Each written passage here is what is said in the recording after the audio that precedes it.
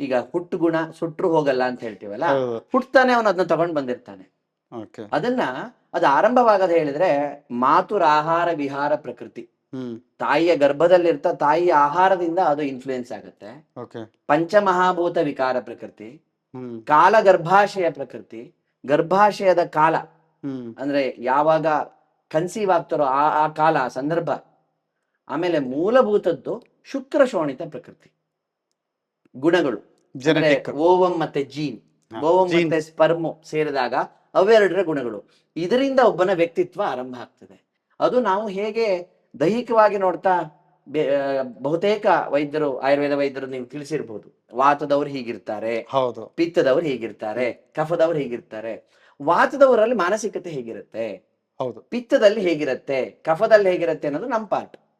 ಹೇಗೆ ದೈಹಿಕ ಪ್ರಕೃತಿ ಇದೆಯೋ ಮಾನಸ ಪ್ರಕೃತಿನೂ ಅದೇ ರೀತಿ ವರ್ಣನೆ ಮಾಡ್ತಾರೆ.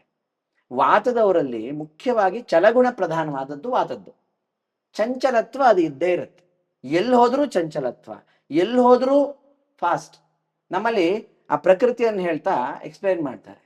ಅಲ್ಪಕೇಶೋ ಕೃಶೋ ರೂಕ್ಷೋ ವಾಚಾಲಃ ಚಲಮಾನಸಃ ಆಕಾಶಚಾರಿ ಸ್ವಪ್ನೇಶು ವಾತ ಪ್ರಕೃತಿಕೋ ನರಹ ಅಂತ. ಸ್ವಪ್ನಗಳಲ್ಲಿ ಆಕಾಶದ ವ್ಯವಸ್ಥೆ, ಚಂಚಲತ್ವ ಇರುತ್ತದೆ. ಪಿತ್ತದ ಪ್ರಕೃತಿಯನ್ನು ಹೇಳ್ತಾರೆ, ಅಕಾಲೇ ಫಲಿತೇರ್ ವ್ಯಾಪ್ತೋ ಧೀಮಾನ್ ಸ್ವೇದೀಚ ರೋಷಣಃ. ಧೀ ಬುದ್ಧಿಶಕ್ತಿ ಮತ್ತೆ ರೋಷ ಮನಸ್ಸಿನ ಪ್ರಕೃತಿಗೆ ಬರುತ್ತದೆ.